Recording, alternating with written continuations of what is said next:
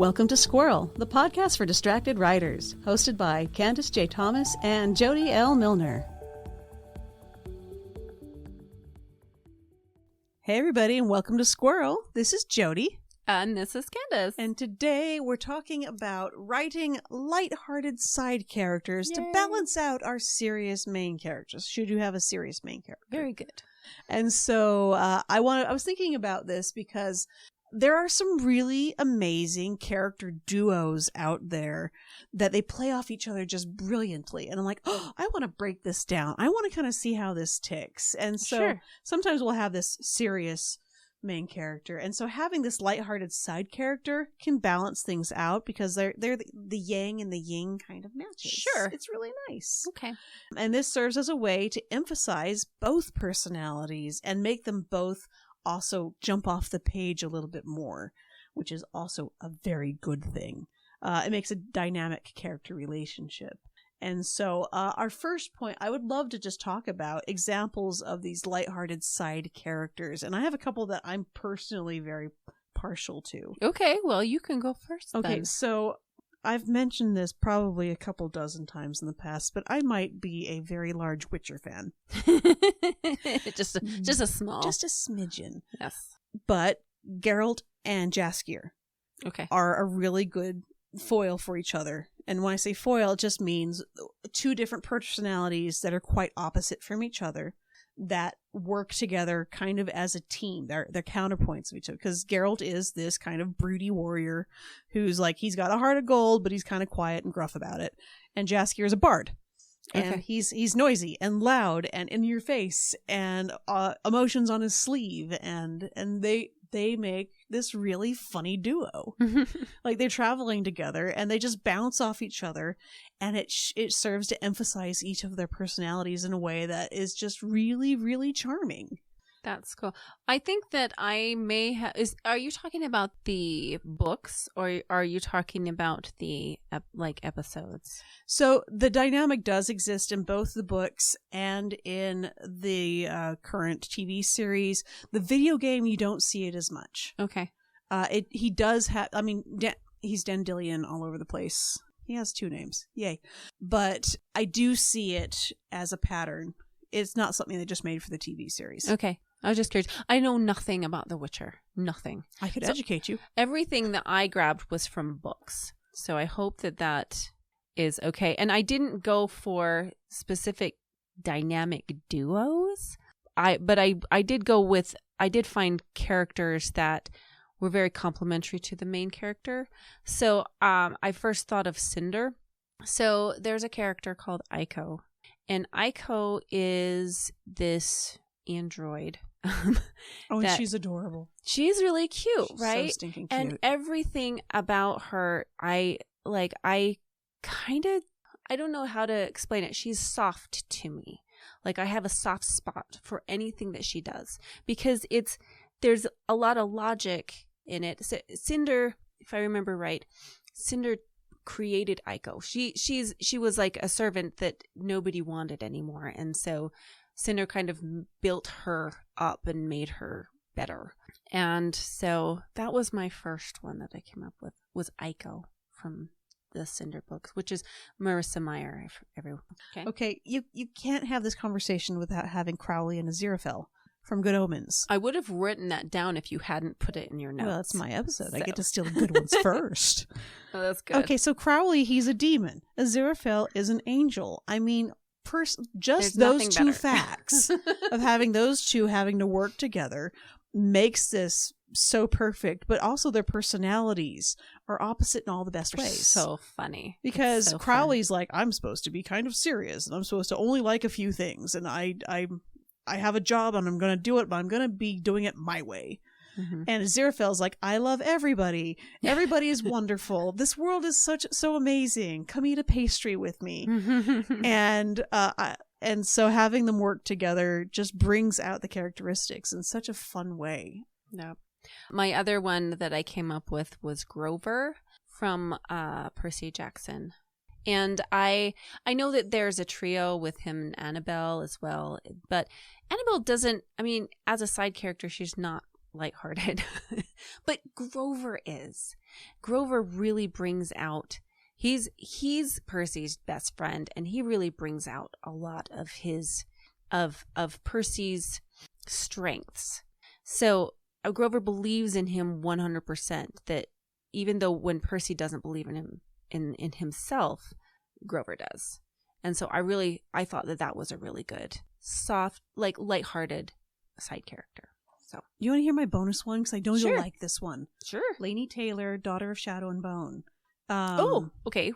Who are... So there's the main character whose name just slipped my brain. But she has a best friend who is so off the charts, goofy and bubbly. Yeah. It's been so many books ago. I know, and I might have to resend doing this part. That will be in the blog later. No, yes. that is good. Yes, we'll add put that in later. the blog. Have you had a chance to incorporate a character foil where you have a serious one versus one that balances them? Yes. Would you like to share? Sure. Well, if I can think first of my characters in my Vivitura series, the characters of Katya and Landon. And it is kind of a Luke or a Han and Leia situation, but not thinking about the romance, because there really isn't any romance and there's a dependency that happens on the third book. But they really, like, Katya is serious. She wants specific goals, and if she doesn't get them, her emotions like ignite her magic. And Landon just likes to push her buttons. And it's so much fun to read, like when they get into situations where they have to like pretend they're married and stuff. It's hilarious.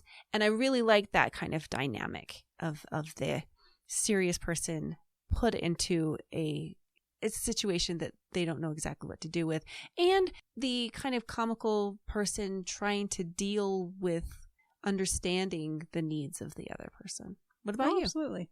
So had I known how to do this better, I think I would have been able to use it better, because when I was writing it, I wasn't really thinking about making personalities that reflected each other instead of matched. And so a lot of my pairings, they tend to be quite similar.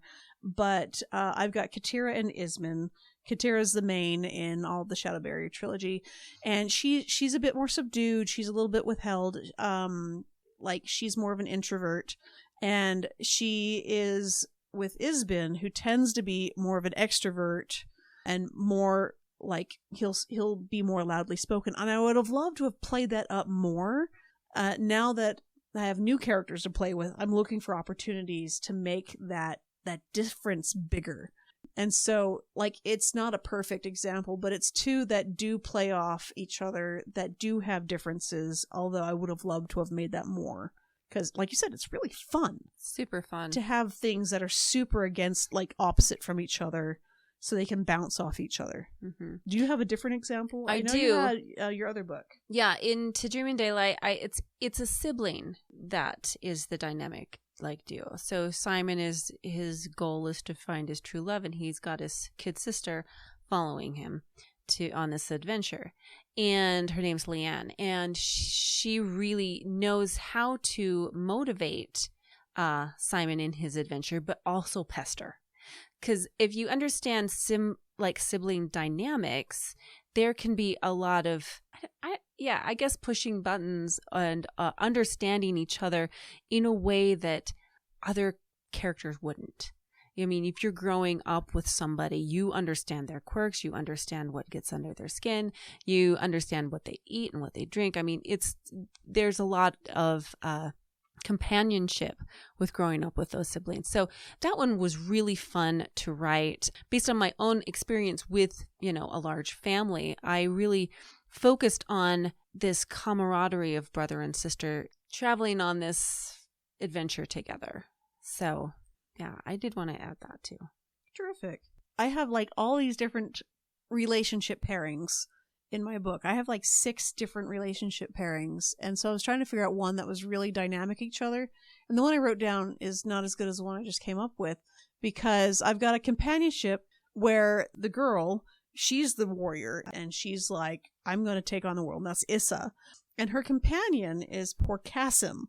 And so she is tough, and she is sturdy, and she is zen, and she is just like, I will take care of everything. I keep on making this action like I'm holding a sword. Yeah, there's a sword in Jodi's my imaginary hand, sword.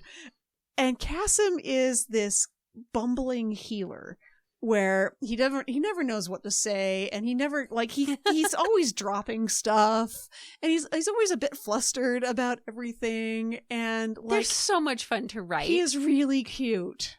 And so I had a lot of fun having them be they're completely and utterly devoted to each other, but they're also very, very different from each other, and it works, and they were really fun to write. That's awesome. So how do you create an ideal pair?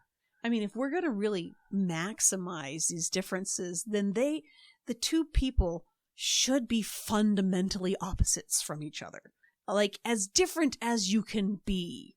And so, like, we already said about, like, Crowley and Aziraphale, because one's a demon and that one's an angel, it makes it so easy. Mm-hmm. So, like, what other kind of opposites could you play with to have that same dynamic just come that much easier? That's just a low-hanging fruit way of having characters that are going to work against each other, but in a really good way. I think that in the examples that I pulled out, there's class that is different. So Cinder is a human and a cyborg. She's a cyborg, but she's mostly human. But then Aiko is all an android that doesn't remember that she's an android. She thinks she's human. So I thought that's a good pairing. It's a really interesting pairing too, because as you read the story, you can see that. There's I don't know, almost a sacrificial nature to it. And then with Grover and Percy, I mean, Grover is a faun and Percy is the son of a god. So there couldn't be anything more different. It's like, a person on the other side of the tracks or something. They shouldn't really be friends, but yet here they are trying to save the world. So that's what I could think of. I think another thing that should be considered is the one character's strengths need to line up with the other character's weakness. So, I mean, your example of Cinder and Aiko, mm-hmm. one feels much more human than the other. One wants to be human. One wants to be something else. Yeah. Like, I think it works together. Like, Geralt and Jaskier, like, Geralt won't get emotional, and Jaskier gets emotional all the time. And their strengths and their weaknesses that way line up, mm-hmm. because you need both. Yeah. And as I said, again, with Grover, he sees the best in Percy and he believes in him, which amplifies Percy's belief in himself. And I think that is a really good pairing when it comes to needing that character, needing that lighthearted character to amplify the main character, mm-hmm. in doing what they need to do. Oh, absolutely. So when we're making these side characters, there's a bunch of other things that should be considered as well. And this is true for almost any character that's going to walk on the page of your book. And so the first thing is that they need to want something with all of their heart. Like, every character in your book needs to be wanting something, whether it's to leave the scene or to win or, to get a glass of water. Like, characters need to be wanting something. Mm-hmm. But if it's a side character, they don't have the skills to get it. And the main character does, or it's going to get them. But generally, the side character is missing that critical skill for the thing that they really, really want. Mm-hmm. And that's also what makes them charming and adorable, is that they really want something, and there's no way they're going to be able to get it unless they cling to the main character who can get it. True. I don't know what, like, it just sparked my memory of something, but yeah, the main character granting their side character with something. That's what you're talking about. Like, right? they need each other to reach their goals. And so, mm-hmm. like, something in the side character is necessary for the main character to reach their goal and vice versa.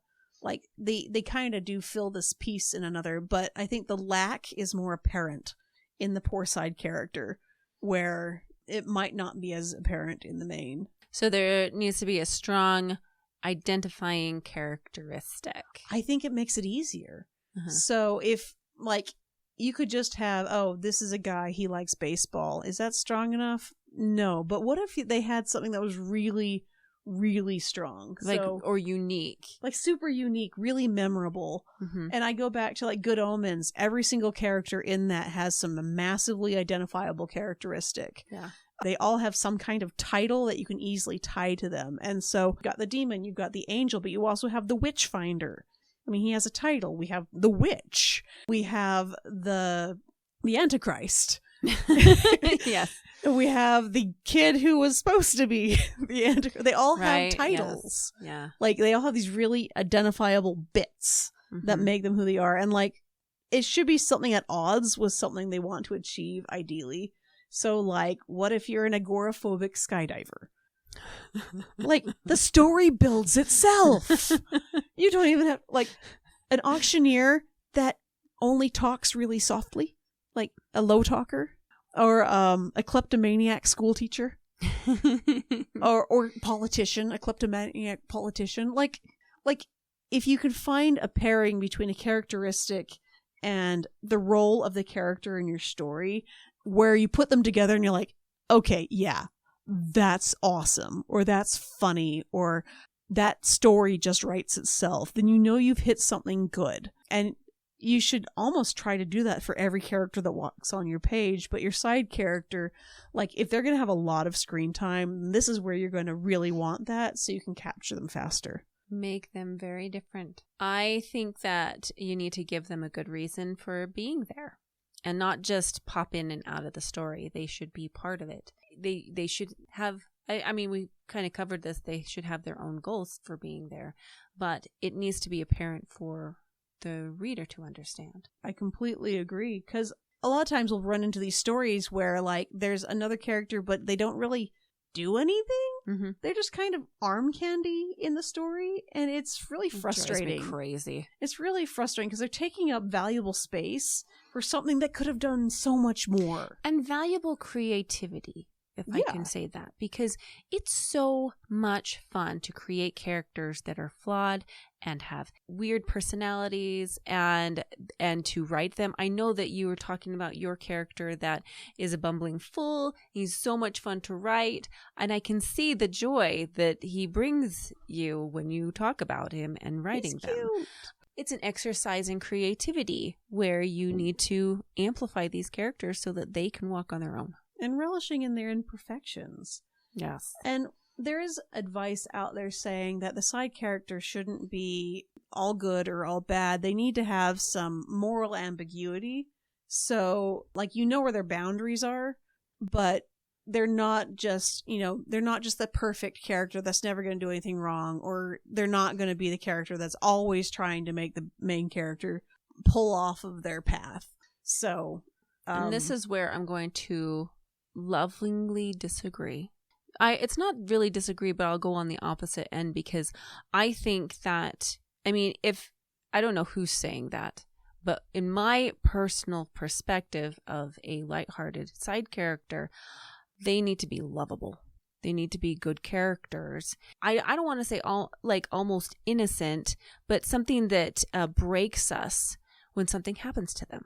That's what I want to read when it comes to a lighthearted side character. This, like, I would put Hagrid in this category, or Samwise. But Hagrid was willing to steal and lie. Yes. He had some moral ambiguities too, but you can be lovable. But he's lovable. And still have some parts of yourself that don't necessarily walk completely. Well, I mean, he may. Side. Yeah, I guess so. But I still don't see him stealing a dragon egg or whatever he did. He won it in, like, a poker game or something, right? He didn't steal it. He just wanted it. And I don't know if that... But my other... With Samwise, though... He wasn't supposed to have Aragog inside the school at all. That's he true. was breaking the rules there, but it was because he was loved saving a life. Like he was willing... Those are the boundaries, right? Yeah. He's willing to save lives but he's also willing to break the rules of the school. So he's not as loyal to the school as he is to his little animal friends. Yeah. And so that makes him a really cool character because you know what he's willing to do and what he's not willing to do, which is what you kind of need to establish for all your characters. True. Including your sides. Yeah, that's true. I do like bringing up Samwise, though, because Samwise was... I don't want anything to happen to Samwise, but he's a soft...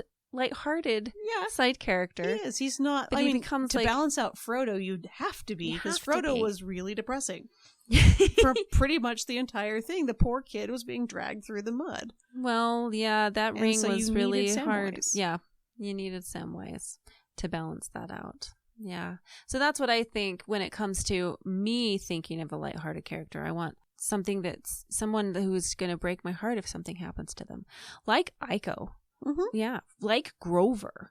You know, if you keep on reading through those Percy Jackson books, it gets a little tough, you know, to have your characters go through hard things like that. So I think they do need a little bit of a helplessness to them, like an innocence. Yes, perhaps. Yeah, to kind of drive it home, especially if they are going to be a sidekick or somebody who's going to be very, very close to the main character in almost a protective role. Right. Yeah. So I think that is something to consider for sure. Yep. A lot of stories don't need a side character. Like there are certain stories that really can't work with a really strong protagonist that has a tag-along character all the time. Like it feels like some stories lend themselves to that better than others. And so there's perks to having one because it shows your character, like your main character in all the different lights, as opposed to not having one where it's going to be harder to show your main character in different lights as we talked about. Yeah. It'll bring out those qualities of your main character. That's what you want. And that's the point. And so if you're feeling like you've got one and it's just, you can't get it to work, it may be that it's because the side character is redundant or too close to the personality of your main character, where they're starting to feel like you can't voice them uniquely enough from each other because they're essentially the same character. And that's when you'd want to cut the side character or make them really unique, like give them a 180 and change them. Add one if you feel like you need one, but if you have one and it doesn't work, figure out why. And it could be because you don't need one or that they're too similar. And those are kind of so experiment.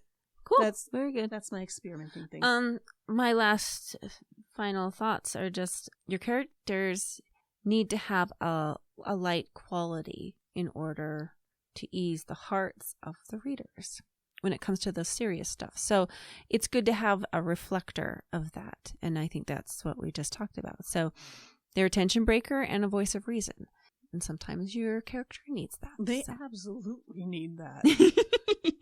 All right. For this week's listener assignment, should you have a current work that has a main character and possibly a side character? I do. Ooh, that's perfect then. I want you to work on a scene where they interact. And so if you feel you already have a good side character, I just want you to pay attention to how they're different and maybe boost those differences a little bit more. If you don't have a side character, I challenge you to create the perfect side character that works as that mirror to the main character so those qualities can be reflected. And bonus points if you share it with us. Like a Bizarro character. I mean, find something that just makes you happy to write, that works really well. It doesn't have to be perfect. It can be super, super messy. You can find our contact information on our website. I would love to see that. That'd be wonderful. Nothing would make us happier. Yay! All right, tell us about our next episode, Candy. Oh my gosh. Well, if you remember, we talk books on the fives. And it'll be our 5th episode for this season. And we are going to talk about our favorite books that were made into movies. Ooh, that's a terrific topic. It's going to be hard to select some, you know? So I'm really, really excited to talk about it. It'd be cool. All right. A huge thank you all for listening. Remember, we do have a Patreon. We have a Buy Us a Coffee, or in our case, Buy Us Some Books. Oh, please buy us a book. If you haven't already, like and subscribe wherever you are listening. We would greatly appreciate it. Until next time, been fun. Bye. Thank you for listening to the Squirrel Podcast for the Distracted Writer with Candace J. Thomas and Jodi L. Milner. Please like and subscribe to our podcast for updates and new episodes, and find more information at our website, squirrelpodcast.com. Stay distracted, everyone.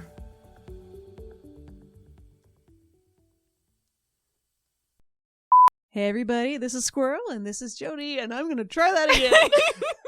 Had to be the last episode. Okay. Yeah, we're here. We're here. All right. Shush, I'm going to try it again.